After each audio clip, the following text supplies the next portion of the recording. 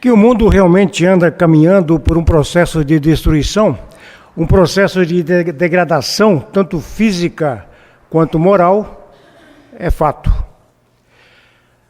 É fato também que o Senhor Jesus, o Senhor Deus, cuida de cada um de nós e da sua igreja. Ele preserva a integridade da sua igreja. Então, quem quiser chegar até o final é só permanecer na igreja, porque essa igreja está predestinada a se encontrar com o Senhor nos céus. Simples assim. Permaneçamos na igreja.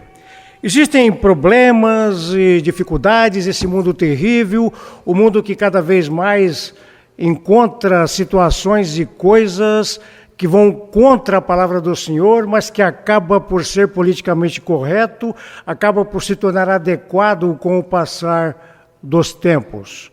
E para o Senhor não. O que nós podemos imaginar? Algumas pessoas podem dizer, existe um outro modo de pensar. Existem vários modos de pensar, mas existe o modo de pensar de Deus. E esse é que nós temos que estar olhando, seguindo e obedecendo.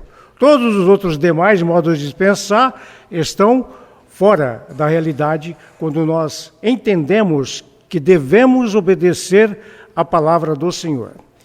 Eu convido vocês a abrirem comigo no livro de Apocalipse, no capítulo 18, versículo 4 e 5, disse assim: Eu ouvi outra voz do céu que dizia: Saia dela, povo meu, para que não sejais participantes dos seus pecados, e para que não incorras nas suas pragas, porque já os seus pecados se acumularam até o céu, e Deus se lembrou das iniquidades dela. Como os irmãos devem saber, uma referência à Babilônia, uma referência à destruição de Roma. Como está dizendo aqui o texto, os pecados dela já haviam se acumulado até o céu, e Deus pacientemente aguarda e esperava um arrependimento, uma mudança de posição, mas a notícia ruim para todos os outros que não obedecem a Deus é que até a paciência de Deus tem limite. Não foi assim? Foi assim com Roma, é assim com outras tantas Babilônias que se levantaram de lá até agora. Hoje nós podemos até identificar e verificar algumas Babilônias, algumas cidades que levam pessoas a se perverterem, a fazer coisas erradas por causa do seu fascínio, por causa de sua sociedade, por causa de sua cultura, por seu modo de vida. Acabam fazendo com que elas se desviem da vontade do Senhor. E esses pecados dessas cidades, dessas novas Babilônias, estão crescendo, estão subindo até a estatura de chegar ao céu, como nós lemos, mas a paciência de Deus é o limite. E quando Deus dizer não basta, chega. E aí nós sabemos que, definitivamente, ela será castigada, todas essas Babilônias, por seus pecados. E nós estamos aguardando ansiosamente a volta do Senhor, para endireitar todas as coisas, para nos resgatar como igreja do Senhor e nos levar ao céu para sempre com Ele. Nós vimos aí que Deus está mandando se separar, está mandando sair dela, saia dela, povo meu. O chamado para a separação marcou os eleitos em todas as histórias da atividade redentora de Deus. Deus sempre cuidou, Deus colocou o seu povo e Deus orientou. E quando a coisa realmente está tomando um patamar de degradação física, moral, Deus não dá outra alternativa às pessoas a não ser saia do meio desse povo imediatamente. A raça dos judeus teve sua origem lá no começo com Abraão, com o chamado que Abraão teve. E Abraão disse: sai da tua terra e vai para a terra que te mostrarei. Em Gênesis capítulo 2 e versículo 1. O desafio de sair, ele encontra-se em toda a Bíblia. Anjos disseram a Ló para se juntar às suas famílias e fugirem de Sodoma. Lá em Gênesis capítulo 19, versículos 12 e 13. Moisés mandou que os filhos de Israel deixarem as tendas de Corá e seus companheiros rebeldes. Acrescentando ainda: não toqueis nada do que é seu, para que não sejais arrebatados em todos os pecados. Então, Mais uma instrução de Deus quanto àquela situação em Corá. Isaías ordenou aos israelitas: saia da Babilônia, retirai-vos, retirai-vos, sai de lá, não toqueis coisas imundas. Jeremias disse a mesma coisa: fugi do meio da Babilônia, cada um salve a sua vida, não pereçais na sua maldade. Profeta após profeta, insistindo, ensinando para que o povo escolhido de Deus pudesse se excluir do convívio dessas nações. Paulo ecoou essa súplica por uma separação no Novo Testamento. Por isso é 2 Coríntios, capítulo 6, versículo 17. Por isso retirai-vos do meio deles, separai-vos, diz o Senhor, não toqueis em coisas impuras, e eu vos receberei. Vemos que aqui nós temos uma promessa. Se nós seguirmos as orientações que o Senhor está dando, ele diz: eu vos receberei.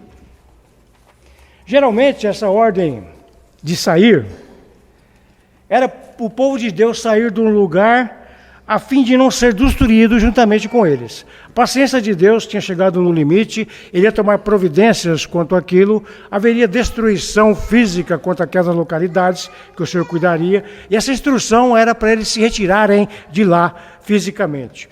Um exemplo no Novo Testamento desse tipo de saída encontra-se nas palavras de Jesus aos discípulos em relação a Jerusalém. Quando, pois, virdes o abominável da desolação, situado onde não deve estar, quem lhe entenda, uma referência apocalíptica ao exército romano sitiando a cidade. Então, os que estiverem na Judéia, fujam para os montes. Então, Deus está dizendo nessa passagem de Apocalipse, quando virem a desolação abominável. E nós, os estudiosos, disseram do que se trata isso para nós. Então, os romanos fizeram o cerco de Jerusalém, entraram no templo lá de Jerusalém e fizeram sacrifícios de porcos no altar. Terrível. Isso, de fato, é uma abominação desolável. Então, a instrução, quando você vir essa tipo de coisa acontecendo, é hora de você realmente fugir. Sai, foge para o monte, foge para outro lugar, mas não fica ali de jeito nenhum.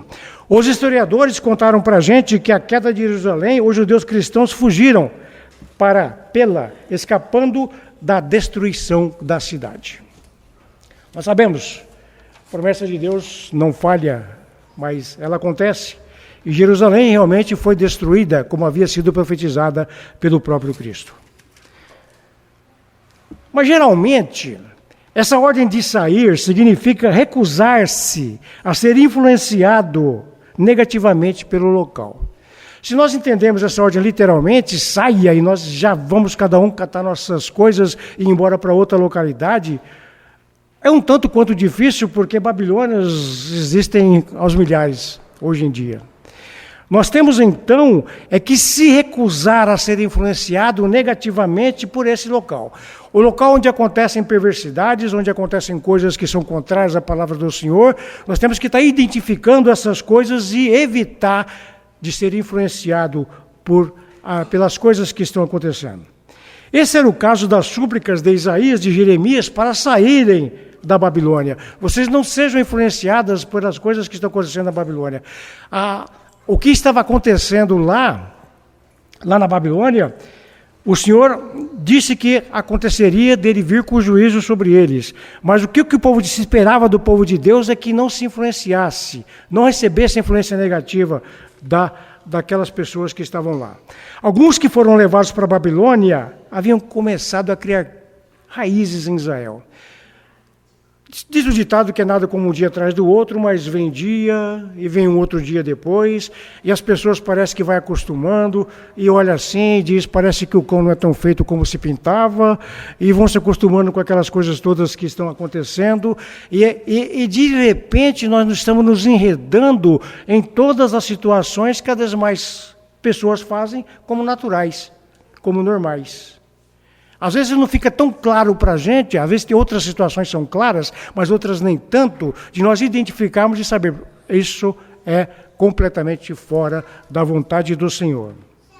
As pessoas lá na Babilônia começaram a tomar parte dos costumes pagãos.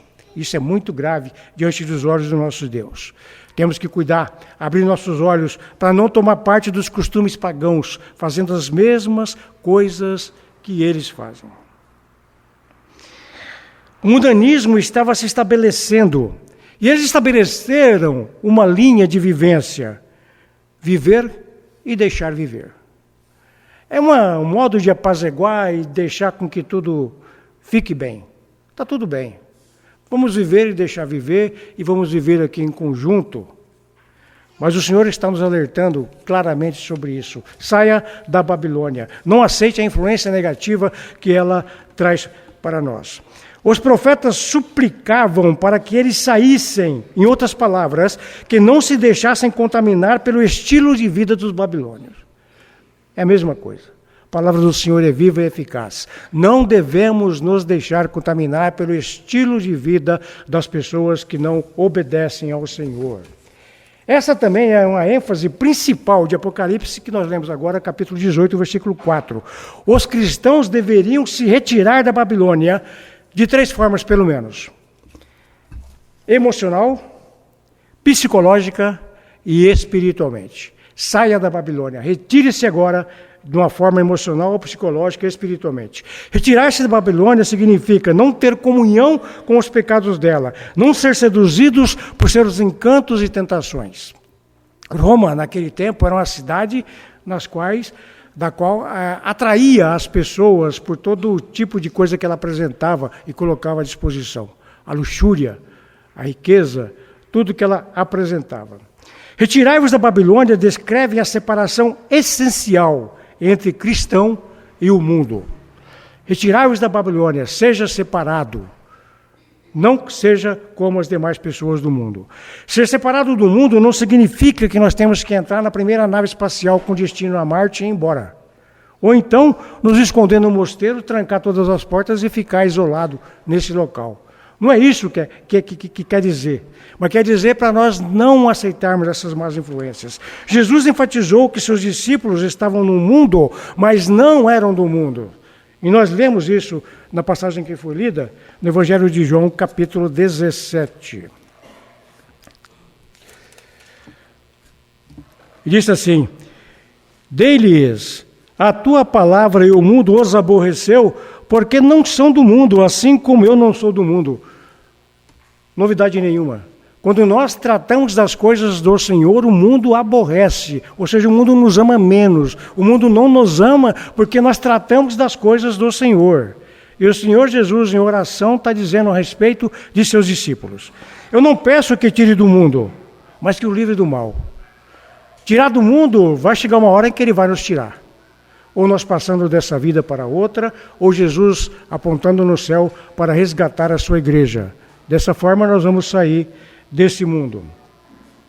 No versículo 16, não são do mundo, como eu do mundo não sou. Jesus diz, nós, discípulos de Jesus, não somos desse mundo, como Jesus também não era. Quando interpelado por Pilatos, você é rei? Ele disse, tu?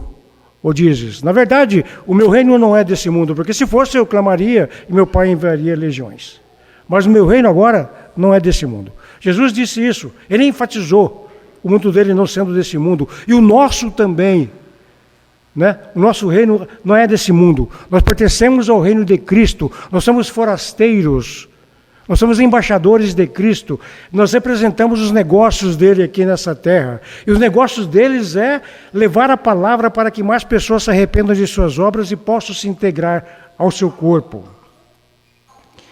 Versículo 17 continua nessa passagem que nós lemos. Santifica-os na tua verdade, a tua palavra é a verdade. Assim como tu me enviastes ao mundo, também eu os enviei ao mundo. E Jesus está dizendo, olha, o Senhor Deus, o Senhor me enviou a esse mundo para cumprir uma missão. A minha missão está pronta, agora estou retornando à destra de Deus. E agora eu estou enviando os meus discípulos a esse mundo. E por eles me santifico a mim mesmo, para que também eles sejam santificados na verdade. E não rogo somente por esses, que eram os discípulos contemporâneos de Jesus, mas também por aqueles que pela sua palavra hão de crer em mim. que sou eu e você. O Senhor está rogando por nós, discípulos de Jesus. Nós não somos desse mundo, não pertencemos a Ele, mas estamos aqui. E o Senhor nos abandonou, não nos abandonou. Ele nos deu ferramentas para que nós possamos fazer o que se espera de nós. E nós não sejamos influenciados pela maldade desse mundo. Ser separado. Isso aí, me desculpe o trocadilho, parece que a coisa está tomando uma outra dimensão. Agora parece que o chique é ser separado. Mas nesse tipo de separação que Deus fala. Não é isso, né? Nós sabemos. Ser separado significa que nós precisamos nos recusar a permitir que esse mundo dite os nossos padrões e valores. E é muito fácil de acontecer isso, se nós não tivermos com os pés centrados na palavra do Senhor. A mídia, coisas que acontecem que vejo, comportamentos sociais, comportamento de pessoas, acabam por direcionar, por dizer o mundo como ele deve agir. Como que um comportamento pode ser aceito e como que um comportamento pode não ser aceito. Mas agora nós, como separados, isso está significando que que a gente tem que se recusar a permitir que esse mundo dite os nossos padrões. Os padrões de comportamento nossos valores, eles procedem do Senhor. Tudo que for contrário a isso, abominação, é aberração e tem que ficar de fora. Não se trata então de uma questão de se retirar do mundo, é uma questão de viver de modo diferente estando no mundo. Sim, continuamos nesse mundo porque nós não vamos retirar dele, mas vivemos do modo que o mundo diferente do que o mundo está fazendo. Apesar de que a mídia, apesar de que situações querem dizer para nós que, ok, a coisa mudou, nós estamos em 2020, é século XXI, é modernidade, é isso. Para justificar o errado, acontecem milhões e milhões de situações. Mas o padrão nosso é o divino. Se há uma coisa claramente ensinada no Novo Testamento, é que os cristãos devem ser um povo separado e distinto. No Novo Testamento, incluindo Apocalipse, essa designação mais comum para um crente, então quando se fala em crente lá no Novo Testamento, incluindo Apocalipse, nós poderíamos dizer que ele é santo. Mas aí às vezes a gente não lembra da passagem e fala, mas os santos que ele está dizendo aí somos nós mesmos. Porque, de modo geral, há uma outra interpretação sobre santos, né? Mas os santos é cada um de nós, que significa separados. É um termo que se refere aos separados para um propósito sagrado. E nós vimos hoje na aula dominical o propósito nosso de louvar e de adorar ao Senhor. Nós somos criados para isso. Já se contava que existem 2 dias muito importantes na vida de um homem. O primeiro é o dia que ele nasce. E o segundo dia é por que ele foi criado. Nós somos criados para adorar o nosso Deus, para ter um relacionamento intenso e infinito com Ele. A palavra grega traduzida por igreja está se referindo aos que são chamados do mundo para um relacionamento com Jesus, chamados para fora, igreja, para fora do mundo, para ter um novo relacionamento com Jesus. E às vezes a sequência de dias um atrás do outro, o bombardeamento de informações negativas que nós verificamos, nós acabamos por que nos acostumar da maneira com que a banda toca. Não deveríamos nos acostumar tão fácil assim. Em Tiago, capítulo 4, versículo 4, ele escreveu claramente: não compreendeis que a amizade do mundo é inimiga de Deus? Aquele, pois, que quiser ser amigo do mundo, constitui-se inimigo de Deus. Fato. É verdade. A amizade do mundo é inimizade de Deus. E hoje, muitas pessoas falam, mas os meus amigos, meu amigo fulano, a minha amiga não sei do que, e acabam sendo influenciadas por essas pessoas. Mas se a gente optar de bom grado em aceitar a influência, em aceitar um relacionamento com um amigo, eu digo, um relacionamento que esteja errado diante dos olhos do Senhor. O que vai acontecer com isso é que a amizade do mundo é inimizade com Deus. E aí é fácil de escolher. Você quer ser amigo de quem? Do Joãozinho ou de Deus? Do Pedrinho ou de Deus? É uma pergunta muito fácil, né? Mas muitas vezes as nossas atitudes e maneiras de agir acabam dando na prática uma outra resposta. De modo geral, um cristão deveria ser identificado pelas diferenças entre os seus interesses, ocupações e objetivos, comparando-se com os dos não cristãos. Então, há diversidades, há diferenças de interesses, diferenças em ocupações, diferenças de objetivos. Isso é que identifica claramente o cristão. O mundo é um servo, não é senhor. Temos o privilégio de obedecer a apenas um Senhor, o nosso Senhor Jesus. O mundo é servo, não é senhor. O mundo é um ambiente, não é um padrão a ser seguido. O mundo é inimigo, o mundo não é amigo. Não se engane, meu irmão e meu amigo. O mundo não é amigo. Um cristão deve procurar testemunhar para o mundo, em vez de se conformar com os ideais e costumes desse mundo. E dia após dia, dia atrás de dia, fica fácil de se conformar. Mas Paulo desafiou os eleitores dele, lá em Romanos, e a cada um de nós também. Ele disse: não vos conformeis com esse século, mas transformai-vos pela renovação da vossa mente. Está errado, está errado. Isso não devia ser desse jeito. Está errado. Transforma pela renovação da nossa mente em fixar nas coisas do Senhor. Devemos nos retirar do sistema de valores desse mundo, os seus padrões, os seus pontos de vista. Saímos fora dessas coisas. Precisamos evitar as más companhias que corrompem os bons costumes. No Grupo Casa, essa semana, estivemos falando alguma coisa sobre isso, sobre as companhias que corrompem os bons costumes. Nós devemos nos retirar dos ensinos falsos que são abundantes de maneira geral nesse mundo. Como diz lá em Romanos, capítulo 16, versículo 17, Romanos 18, 2 e 2 João 9, 11. Nós que aprendemos e apreciamos a palavra de Deus, nós sabemos identificar o ensino falso e devemos nos apartar dele quando assim identificarmos. Devemos nos retirar da Babilônia com o intuito de nos achegarmos a Deus. Jeremias, capítulo 3, versículo 22. Retire-se da Babilônia com o intuito, com o objetivo de se achegar a Deus. Os cristãos não pertencem à Babilônia, mas pertencem a Deus. Deus os criou, Deus os projetou para um plano, para um projeto. Devem estar comprometidos com a verdade e não com a falsidade.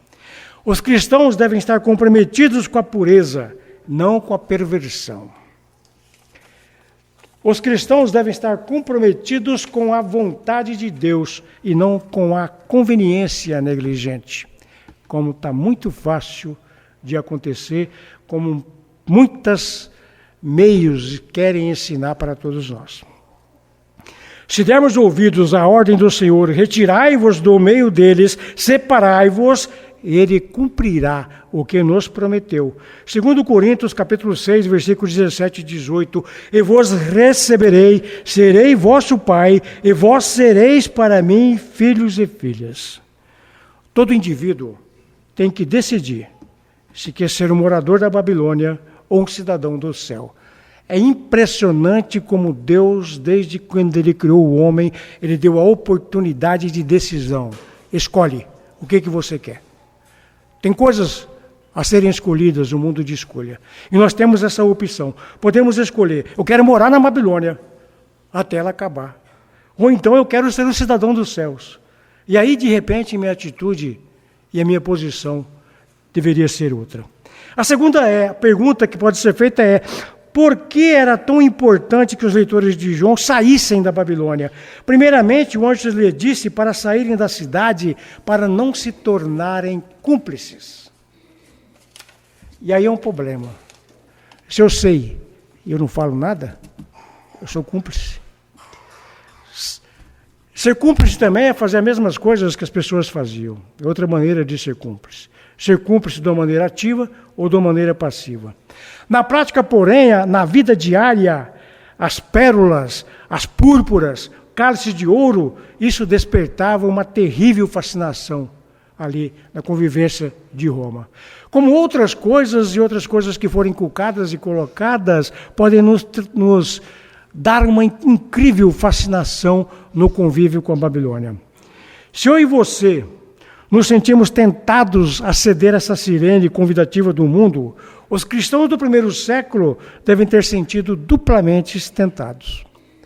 Veja a situação dos nossos irmãos do primeiro século. A igreja perseguida sempre enfrentou a tentação de se comprometer com o mundanismo para diminuir a tensão e estar vivendo num ambiente hostil. Nós não temos esse tipo de preocupação nos nossos dias, mas ela acontece de uma maneira mais sutil. Essas perseguições que estão sobre nós. Lá no primeiro século, a perseguição era física. E nossos irmãos poderiam ser tentados. Eu vou fazer algumas concessões. Eu vou mudar um pouco o meu comportamento para se adequar, para se entrosar com eles. E aí a perseguição pode vir mais fraca, de uma maneira diferente. A igreja perseguida sempre enfrentou a tentação de se comprometer com o mundanismo para diminuir a tensão de viver naquele ambiente hostil. Perseguido e caçado como era, o povo de Deus deve ter sido extremamente tentado a ter relações amigáveis com a cidade. É possível e até provável que alguns cristãos da época de João estivessem prontos para se entregar aos costumes da Babilônia. Não temos relatos, mas pode ser que a pressão, alguns de nossos irmãos do começo, venham a se sucumbir nas tentações da Babilônia.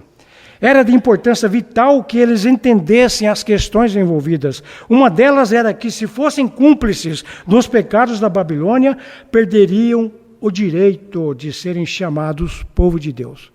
É novamente Deus dando opção de escolha. Você escolhe. Você tem duas vidas a escolher, uma comigo e uma sem ele. E qual que você vai escolher? Paulo disse, não sejais cúmplices nas obras infrutíferas das trevas, Efésios capítulo 5, versículo 11.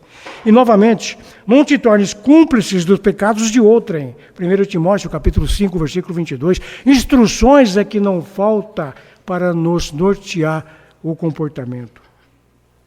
A segunda razão para que saíssem de lá é para não participarem de seus flagelos. E Deus está dizendo, sai do meio deles. Porque se vocês não saírem, vocês não vão ficar felizes quando eu for tomar conta disso. Que o juízo dele viria e virá sobre todos que não procedem de uma maneira piedosa. O versículo 8 do Apocalipse 18 destaca esses flagelos, um pouquinho mais para frente. Por isso, em um só dia sobreviverão os seus flagelos, morte, pranto, fome, e será consumida no fogo. Pode estudar um pouquinho de história e você vai ver que aconteceu exatamente isso com Roma. O Senhor prometeu, o Senhor cumpre. Acontece. No intuito, então, de evitar o mesmo destino, os cristãos tinham de resistir ao fascínio sedutor da Babilônia. Hoje, o mundo ainda opera sua magia. O mundo é mágico. Ele faz com que o transitório pareça permanente, o casual parece essencial e o obsceno parece inofensivo. Essa é a magia do mundo. Ele opera sua magia constantemente, de vários modos. O mundo exerce mais influência sobre a minha vida, sobre a sua vida, do que nós gostaríamos de admitir. Às vezes a gente não fica mais tão perplexo diante do pecado como a gente costumava ficar. Esses tempos houve a notícia de que um meliante foi a roubar um carro e tirou a direção do veículo da mulher, da motorista, e o menininho ficou atrás, e depois ele foi soltar o cinto e caiu, e essa criança foi arrastada aí por uns 5 quarteirões. E às vezes nós vemos uma notícia dessa e não vê toda a maldade que está envolvida nisso, né? A gente vai se acostumando porque é maldade em cima da maldade. Essa foi uma maldadezinha, tem maldade pior do que essa. E pior que as coisas estão se caminhando para esse lado. Né? As coisas são pequenas agora, uma após outra. Eu não sou mais tão franco assim ao divertir um pecador. Coisas que às vezes nós estamos fazendo. Às vezes a gente se apega a coisas materiais, coisas transitórias. É preciso que nós venhamos a nos lembrar que, tão certo como Roma estava no caminho da destruição, esse mundo também está. E vai passar. Lá na carta de 1 João, capítulo 2, versículo 17, diz isso para nós. Tão certo quanto os primeiros leitores de Apocalipse, nós também precisamos desse aviso duplo que o texto bíblico faz. Então, para usufruir o favor de Deus, nós precisamos sair e ser separados. Para evitar a ira de Deus, precisamos não nos deixar ser seduzidos pela teia do pecado. A terceira pergunta que nós fazemos é: quem? Para quem que foi feito esse rogo? Escrevendo para os cristãos, Pedro disse: vós, porém, sois povo de propriedade exclusiva de Deus. Antes não erais povo, mas agora sois povo de Deus. 1 Pedro, capítulo 2, versículo 9 e 10. A mensagem é dirigida a cada um de nós, que é povo de Deus. Independentemente de quem seja eu ou você, de qual seja a nossa condição espiritual nesse exato momento. Apocalipse, capítulo 18, versículo 4, saia e saia agora, foi o que nós lemos, diz para nós, saia do meio dessas coisas. E a última pergunta é: quando Deus quis que eles saíssem? E a resposta é óbvia: imediatamente, saia agora, já. Os flagelos viriam em um só dia, como está alertado um pouco mais para frente no texto, em uma só hora. Não haveria tempo para se prepararem. E quando a desgraça sobreviesse, o momento de se preparar era já. Prepare-se agora. A desgraça pode acontecer num dia somente. E a gente pode perguntar para os moradores de uma localidade que sofreram por causa de enchentes. Um dia se tinha tudo, no outro dia não se tinha mais nada, por causa de uma enchente. A desgraça pode vir numa única hora. Pergunte ao que perderam tudo quando um furacão assolou o local onde eles moravam.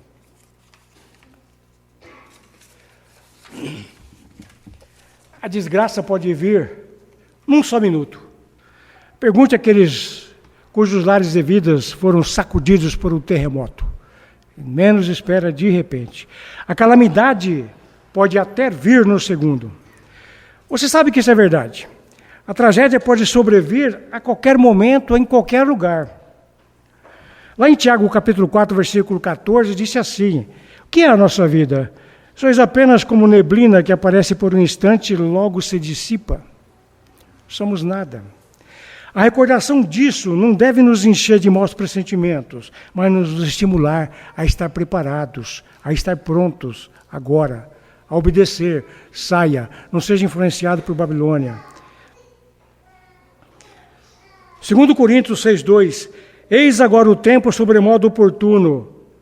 Eis agora o dia da salvação. Hebreus capítulo 4, versículo 7. Hoje, se ouvirdes a sua voz, não endureçais o vosso coração.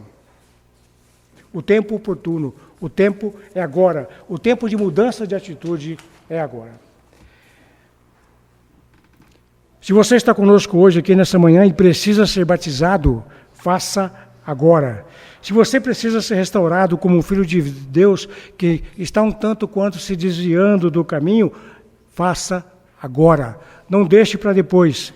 Se você estiver preparado, poderá sorrir diante do futuro. Isso é Provérbios capítulo 31, versículo 25. As palavras do nosso Deus. Mais de 1900 anos se passaram e são pertinentes, são vivas no nosso meio até o presente momento, até agora, e vão ser para sempre, porque as palavras de Deus duram para sempre. São tão necessárias hoje como eram quando elas foram escritas. Apocalipse, voltando de novo.